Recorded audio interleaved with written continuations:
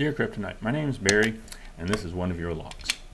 I bought it about 2 years now ago to replace some generic crap lock I had that eventually crapped out, but it lasted a good 5-6 years, and I was relatively pleased about it up until the point that the lock cylinder just seized, and so I couldn't use it anymore.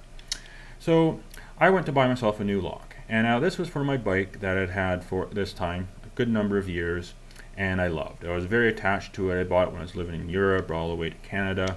It wasn't like a $2,000 bike or anything, but it was better than average, better than a Canadian Tire $100 special, you might say. And so I was, I wanted to make sure I got a good lock for it. And so that's why I went with the Kryptonite brand. Now, not so long ago, people may recall, there was a bit of a fiasco with the cylinder locks that could be opened with a ball-proof pen, which would be this style, I believe. But so I figured Kryptonite would be damn red-faced about it, and would make sure they have themselves a damn good lock. So it was with that confidence I went and bought this lock. So imagine my surprise when one day I went out and the first thing I noticed was this lock laying on the ground, and the second thing I noticed was my beloved bike missing. Now this was quite frustrating. I was quite upset because I was sure I'd locked the thing up correctly. So I've spent some time with the lock, and I've learned a couple of things. And so now I want to give you a bit of a critique of some of the design of this lock. Now this is actually a bit of an aside, but first off, the key that the things came with. Now you can see there it's got a little plastic slot. Well, quickly after I started using it, that slot broke.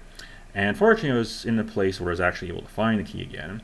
And immediately I just drilled a hole in there and used that like that for the past 2 years. So in any case, going back to the lock, let us look at the operation of the lock. The first thing to do, we put the key in there, nice and locked, turn 9 degrees, ta-da! That's the way it's supposed to work, right?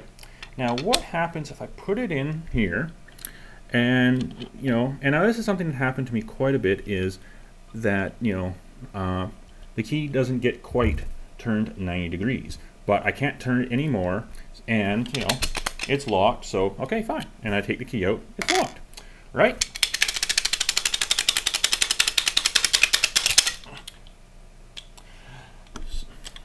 What turns out what happens is if you take out the key when it's not in one of the two 90-degree positions, you can just turn the cylinder. And so that means the thing you can just rattle like that, and eventually it will come open. So, now like I said, as long as it's 90 degrees, it is actually locked, and you can't turn it. But what happens if I stick a bobby pin in there? So I just get my little bobby pin, stick it in there, like so. I'm just trying to get it so you can actually see it. Stick my little screwdriver in there, and ta-da! Put her back in, give this thing another twist. Make sure I got da-da-da.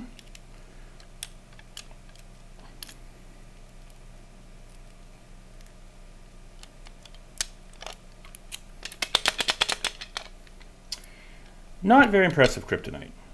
So, like I said, I ended up having my bike stolen. I'm pretty damn pissed off about it. I love that bike. I had it for a while.